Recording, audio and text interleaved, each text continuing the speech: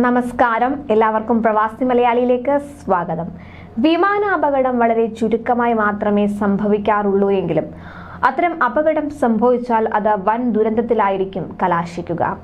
ഇപ്പോൾ അത്തരത്തിൽ യാത്രയ്ക്ക് തയ്യാറെടുത്ത വിമാനം അപകടത്തിൽപ്പെട്ട് 2 പേർ മരണപ്പെട്ടതായുള്ള റിപ്പോർട്ടുകളാണ് പുറത്തുവരുന്നത്.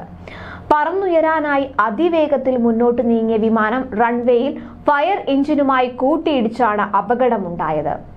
പെറുവിന്റെ തലസ്ഥാനമായ ലിമയിലെ ജോർജ് ഷാവേസ് അന്താരാഷ്ട്ര വിമാനത്താവളത്തിൽ വെള്ളിയാഴ്ചയായിരുന്നു അതിദാരുണമായ ഈ അപകടം ഉണ്ടായത്.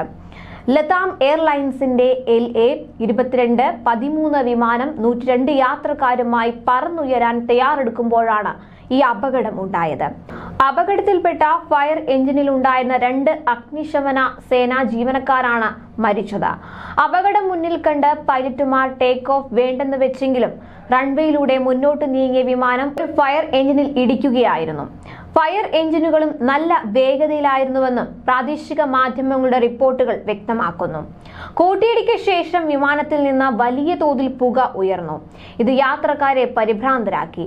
പിന്നെയും മുന്നോട്ട് നീങ്ങിയ ശേഷം വലതുഭാഗത്തേക്ക് ചരിഞ്ഞ് വിമാനം നിൽക്കുകയായിരുന്നു. എയർബസ് A320 വിമാനത്തിന് കാര്യമായ തകരാറുകൾ സംഭവിച്ചെങ്കിലും യാത്രക്കാർക്കോ ജീവനക്കാർക്കോ പരിക്കുകളോ മറ്റു ബുദ്ധിമുട്ടുകളോ ഉണ്ടായിട്ടില്ല. അപകടത്തെ തുടർന്ന് വിമാനത്താവളത്തിലെ പ്രവർത്തനങ്ങൾ ഇനി ഒരറിയിപ്പുണ്ടാകുന്നതുവരെ നിർത്തിവെച്ചിരിക്കുകയാണ്.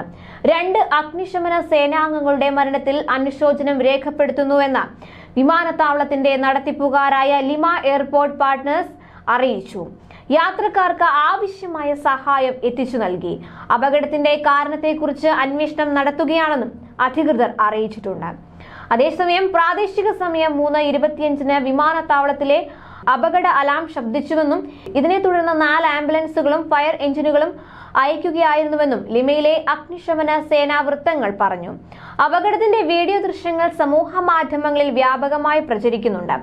ഏതാനും ഫയർ എഞ്ചിനുകൾ റൺവേ മുറിച്ച് കടന്നു പോകുന്നതും CCTV ദൃശ്യങ്ങളിൽ കാണാവുന്നതാണ്. അതേസമയം ആഫ്രിക്കൻ രാജ്യമായ ടാൻസാനിയയിൽ വിമാനം തടാകത്തിൽ തകർന്നു വീണ സംഭവമുണ്ടായി. ടാൻസാനിയയിലെ വിക്ടോറിയ തടാകത്തിലാണ് വിമാനം തകർന്നു വീണത്. കാലാവസ്ഥ മോശമായതാണ് അപകടത്തിന് കാരണമായതെന്നാണ് പ്രാഥമിക വിവരം. വിമാനത്തിൽ 43 യാത്രക്കാരായിരുന്നു ഉണ്ടായിരുന്നത്. ഇതിൽ 15 പേരെ രക്ഷപ്പെടുത്തിയെന്നായിരുന്നു പ്രാഥമിക റിപ്പോർട്ട്. ഈ വിമാനം വെള്ളത്തിൽ പൂർണ്ണമായും മുങ്ങിപ്പോവുകയായിരുന്നു. ഇതിന്റെ വാൽഭാഗം മാത്രമായിരുന്നു പുറത്തേക്ക് കാണാവുന്ന തരത്തിൽ ഉണ്ടായിരുന്നത്. വിക്ടോറിയ തടാകത്തിനടുത്താണ് ബുക്കോബ വിമാനത്താവളം സ്ഥിതി ചെയ്യുന്നത്. ആഫ്രിക്കയിലെ ഏറ്റവും വലിയ തടാകമാണിത്. ടാൻസാനിയയിലെ വൻ നഗരമായ ദസ് എസ് സലാമിൽ നിന്നാണ് വിമാനം പുറപ്പെട്ടത്. യംവാൻഗ വഴിയായിരുന്നു ബുക്കോബയിലേക്ക് ഈ വിമാനം തിരിച്ചത്. എന്നാൽ ശക്തമായ കൊടുങ്കാറ്റും മഴയും അനുഭവപ്പെട്ടതിനെ തുടർന്നാണ് ഈ വിമാനം തടാകത്തിൽ ഇടിച്ചിറങ്ങിയത്. കൂടുതൽ പ്രവാസി വാർത്തകൾക്കായി ഈ ചാനൽ സബ്സ്ക്രൈബ് ചെയ്യുക.